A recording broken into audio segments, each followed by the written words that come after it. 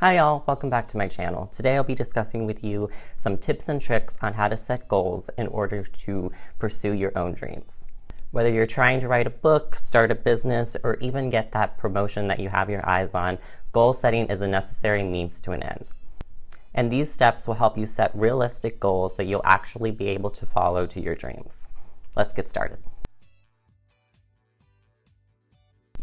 So you want to write a book or maybe start up a business. It's a dream that you've had your eyes on for so long, days, weeks, months, maybe even your entire life. But getting started with it has been challenging. You know what you want the finish line to be, but you haven't even made it to mile 3 of the marathon yet. Before you start to doubt that it's even possible, you need to break it down. Number 1, the big picture. Do you have a dream you're trying to pursue? Yes? Well, then you've already completed step 1, right? Wrong. You know you want to write a book, but what kind of book? You know you want to start a business, but what kind of business? You know you want to get that promotion to get a little bit extra money, but what's the position for? Before you can proceed, you need to hone in on exactly what you're striving for.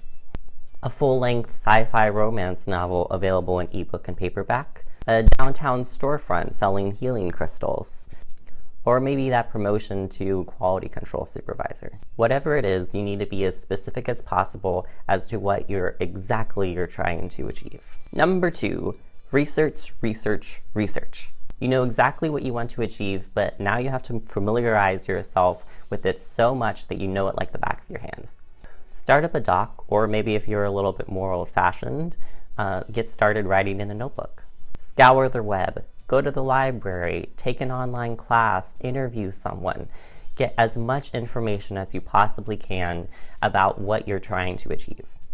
Then record whatever information that you find. Even if you don't think that it's that important at the time, trust me, you're going to want that in there for later. Number 3, set a deadline.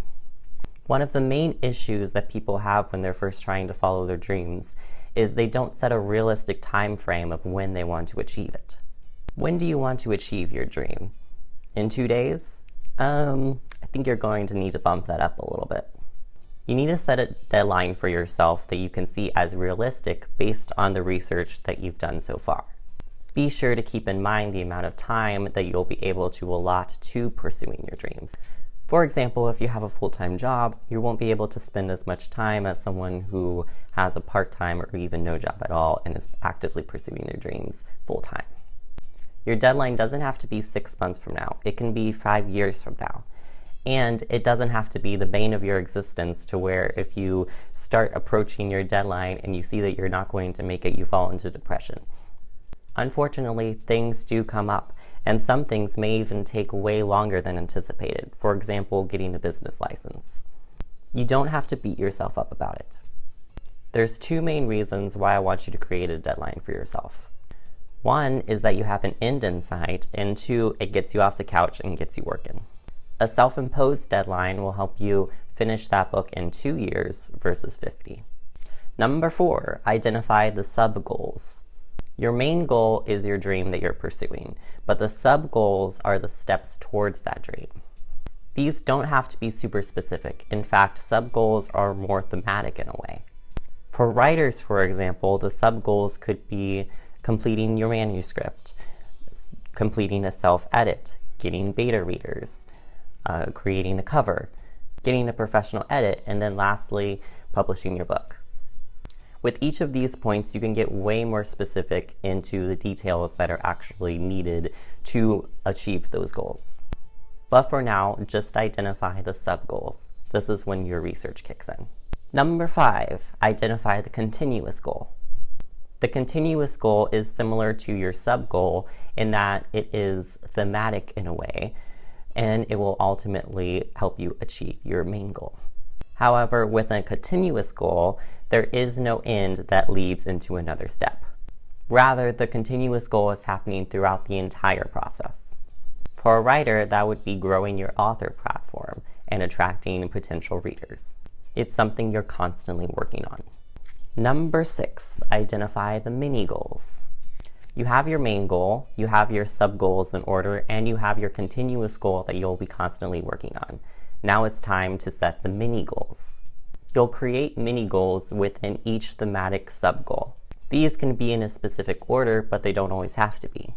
For example, for writers in the finishing your manuscript sub-goal, the mini goals could be outlining the entire novel, outlining each specific chapter, and then writing the whole thing straight through.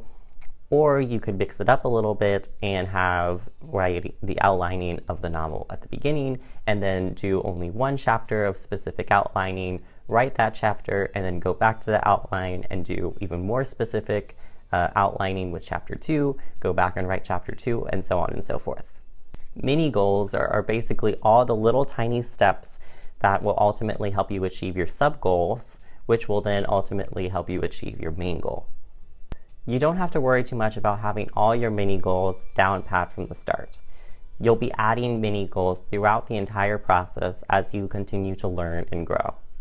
Number 7, utilizing monthly, weekly, and daily objectives. Now that you have all your goals outlined, it's time to start utilizing objectives. A monthly objective could focus on completing one of your sub-goals or even a big milestone within that sub-goal. Then you can get even more specific and narrow down exactly what you need to do every week and every day.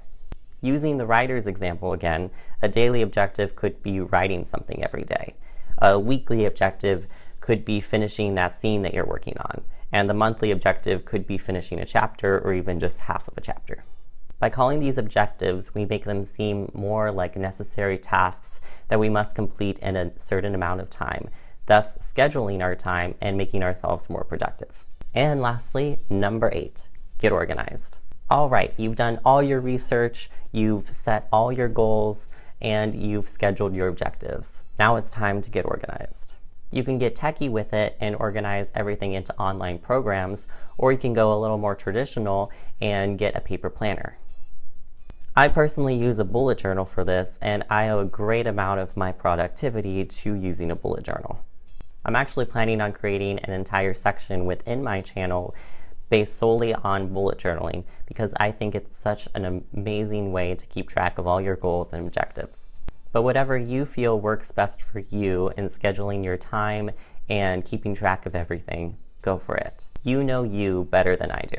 While I'm still actively pursuing my own main goal, following all these steps has greatly increased my productivity, and I can definitely see myself going all the way. But now it's your turn to put these steps into effect. If you found this video helpful, please hit that like button and be sure to subscribe for weekly videos on writing and pursuing your goals. Comment down below if you have any questions or tweet me at @themavmoses. I'm looking forward to hearing from you. Bye for now, y'all.